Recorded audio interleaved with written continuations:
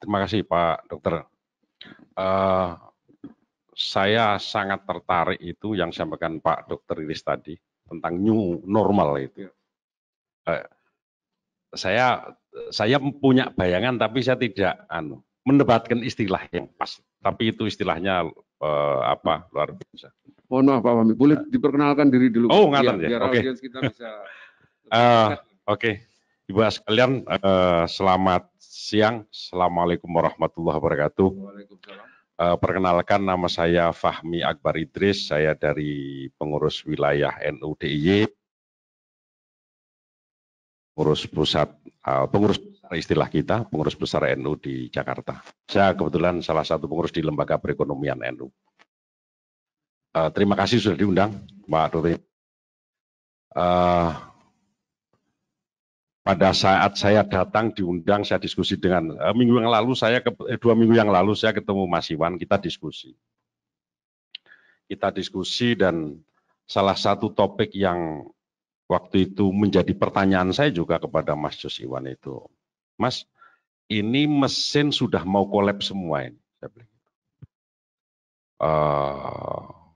Bagi kami yang di NU ini mesinnya sudah tidak hanya mesin ekonomi dan mesin kesehatan, bahwa ini sudah mesin sosialnya juga sudah mulai kolaps.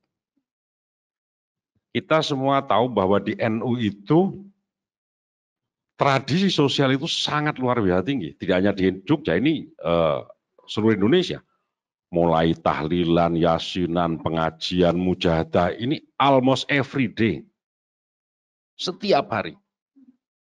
Tradisi kita kenal berkatan itulah ya. Kenduri itu orang NU sedunia lah kira-kira begitu, itu melakukan. Kami punya NU cabang di Amerika, di Belanda, di mana, ya ketika mereka kumpul ya tetap tradisi itu dijalankan. Hanya mungkin berkatnya nggak beda dengan yang di Bantul lah atau di Sleman. Tapi mereka tetap makan bareng itu. Tradisi itu tidak akan hilang di lingkungan NU. Nah, sehingga ketika terjadi kolaps di bidang kesehatan, kemudian di bidang ekonomi dan di bidang sosial, sebagian, saya bertanya sama Mas Iwan, ini nanti gimana mau memulai lagi kita? Itu yang saya maksud tadi, makanya saya bukan, ada new normal ternyata. Tetapi bagi NU atau bagi masyarakat ini, karena survei terakhir NU ini kan jumlahnya kan 48% dari penduduk Indonesia. Yang berafiliasi secara ibadah itu sekitar 48%, yang berafiliasi secara struktural boleh itu kan sekitar 36-38%. Sehingga yang terkena dampak ini ya hampir sebagian mayoritas warga Nahdien. Sehingga kami ini agak, tadi yang sebagian Bu Sherin itu, kadang agak paranoid juga dengar berita, gimana ya kira-kira nanti pengaruhnya. Nah, new normal ini menjadi sangat membahayakan ke depan kalau kita tidak menyiapkan diri. Sehingga modal sosial yang kita miliki di NU itu, saya membayangkan seperti yang diterangkan Dr. Iris tadi. Sekarang kebetulan saya sekolahnya ekonomi, jadi ada dulu istilah namanya the law of diminishing return itu kan. Jadi ketika ini sampai puncak kemudian akan turun, dan kalau ini sampai September betul seperti yang diberitakan, wah kami akan susah membayangkan. Begitu banyak aktivitas sosial dan ekonomi di NU yang di-cancel. Saya ini kebetulan ditunjuk oleh pengurus besar menjadi sekretaris kerjasama PBNU dengan Menteri Keuangan, ya, untuk terkait penyaluran kredit UMI yang nilainya hampir 2 triliun. Ini berhenti semua, betul-betul berhenti, sehingga kami juga gagap. Lah kalau orang ekonomi, orang bank, saya ini kebetulan latar belakangnya juga industri formal. Jadi kalau kita mau ngasih pinjaman kepada masyarakat, kalau nggak ketemu ya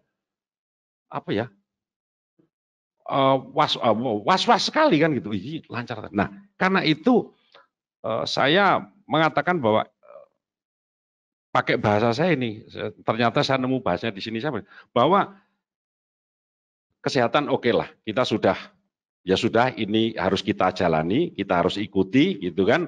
Kita tinggal menjaga diri, kemudian melakukan protokol yang sudah dianjurkan oleh pemerintah maupun kalau pengurus besar ini protokolnya lebih ketat lagi Pak sebetulnya dibanding pemerintah. Oh ya, kami ini awal-awal itu kita ini sudah begini, tahlilan begini itu sudah. Jadi sebelum muncul foto-foto sholat jauh-jauh itu, kami ini sudah disuruh begitu sekitar 1,5 bulan yang lalu. Jadi pengurus besar cukup antisipatif lah ya kita. Nah, ini yang kolaps ini gimana mulai harus melicinkan lagi mesin ini. Mesin ekonomi, mesin sosial. Kalau mesin kesehatan tadi jawabannya sudah bagus sekali menurut saya, Dr. Iris, herd immunity atau vaksin. Kalau itu belum ya nggak bisa kita. Vaksin, beliau katakan, wah 2 tahun, wah, ya pas herd immunity kan artinya kan. Nggak tahu nanti kita makan apa gitu, ternyata tiba-tiba menjadi imun, saya nggak tahu lah ya. Entah makan lodeh, entah makan bayam, kita nggak tahu. Atau sticknya di tempatnya Sergio ya, tiba-tiba kemudian kita imun, saya tidak tahu, kira-kira begitu. Nah, oke, ini simbol jalan. Nah, melicinkan ini yang sebetulnya sekarang menjadi pertanyaan besar. Dan itu nampaknya sedikit terjawab yang disampaikan oleh Bu Sherin. Bahwa harus ada restart. Cuman restart bagi kita ini mahal sekali. Mahal sekali restart itu. Ongkosnya maupun dengan populasi dan jumlah penduduk yang demikian banyak, kalau kita restart ini pasti berat sekali. Baik waktu. Nah, pertanyaan saya pada Bu Sherin sebetulnya adalah ketika kita bicara training, certification, kebetulan sama pikiran saya nih. Kita itu pengen ada sertifikasi kegiatan gitu ya. Kalau sekolah juga disertifikasi, kemudian toko disertifikasi, boleh nggak tahlilan itu disertifikasi gitu, kenduri itu. Nah, itu kan tahlilan sehat, kenduri sehat, pengajian sehat. Karena mohon maaf, Pak Dokter, ya saya ini kan ketemu banyak kiai, ustadz, yang mohon maaf dengan segala hormat saya sampaikan, penghasilan itu kan dari jasa itu, memimpin doa dan sebagainya. Lah ini tidak ada. Saya tidak tahu di gereja. I think tidak jauh kan. Ketika tidak ada jamaah datang ke gereja, kolektor pasti drop. Lah kita sama. Sehingga ustadz-ustadz kita juga, iya juga ya. Ketika tidak ada, kita kebetulan panjenengan dosen, ya kan? Jadi ada layanan jasa seorang dosen. Saya pegawai industri keuangan, saya memberikan. Lah sekarang para kiai, pendeta, bedinde, whatever itu memberikan layanan rohani. Dan ketika ini tidak terjadi, otomatis juga ada. Dan ini sangat terasakan. Nah karena itu saya ingin mengatakan bahwa sertifikasi ini jangan hanya fisik, tapi juga ada sertifikasi event certification. Ya pasti dengan protokol dan sebagainya. Saya kira itu tanggapan saya yang pertama, Pak Dokter. Terima kasih sekali. Saya kembalikan orangnya. Assalamualaikum warahmatullahi wabarakatuh.